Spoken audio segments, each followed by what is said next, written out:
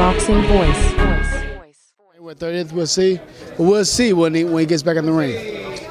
All right, well, switching gears just one moment. You know, I can't let you get away without talking about a common opponent of yours. Both Mayweather and Pacquiao have both faced you, and allegedly, obviously, they're saying, well, Pacquiao and Bob Arum are saying they signed their side of the contract. So we could possibly actually get this fight after 7 years. Do you believe that?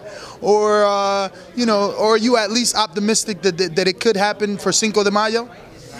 I think so. I think it should happen. I believe if Manny Pacquiao signed the contract and said that he's willing to fight and willing to do everything that is necessary to make the fight, then it should happen.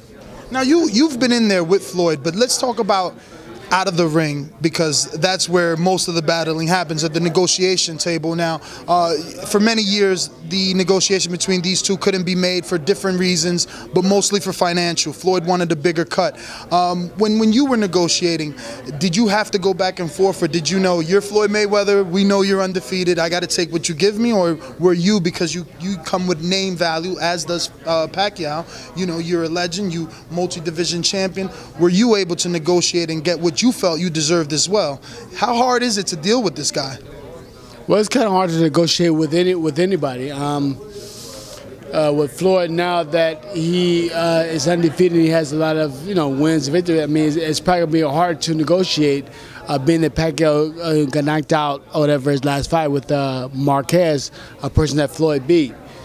But yeah, I mean, you always have to negotiate, and a lot of times it's not really the fighter that's doing that much to negotiate. It's more Al Heyman and probably Bob Arum to negotiate about what's going to happen, where it's going to be at, what network it's going to be. I mean, it's a bigger negotiating problem probably than a person that's on the same network, if you will. Now, if you had to make a pick, who wins that fight? Mayweather, Pacquiao? One has speed, the other with the supreme counter ability. But who do you feel wins it? You've been in there with both. You felt the power. You've seen the skills firsthand. Well, I think the better fighter is going to win, but I lean more towards Mayweather because of his movement, his speed, his IQ of boxing. Manny Pacquiao is a good fighter, and he fights well, and anything can happen with him. I believe he gives Mayweather a little bit of problems, maybe because of the southpaw.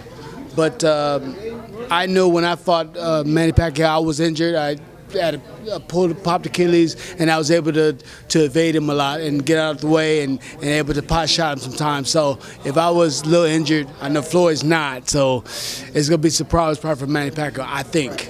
I got one final question before I let you go, and in no way is this any disrespect, but does it haunt you, that punch?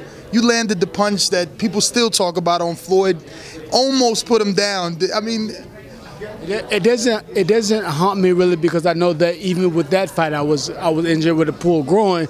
You know, sometimes we want to fight that you have to take. Sometimes you can't say no to a fight because they'll bypass you by. I mean, there was a big purse for Floyd, there's a big purse for Manny Pacquiao, and unfortunately, I wasn't 100% for either one of them. But if I could take it back where I didn't have to fight, I could take a little time off, maybe so. But it is what it is. It happens. Maybe we get another chance. Maybe I'm all fresh and better. You never know.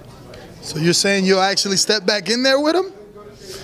I would step back in the ring with anybody. Especially being healed. I'll step back in the ring with anybody, anytime, anywhere. It doesn't even matter. All right. Well, Shane, thank you very much. Thank you. Appreciate it. The Boxing Voice.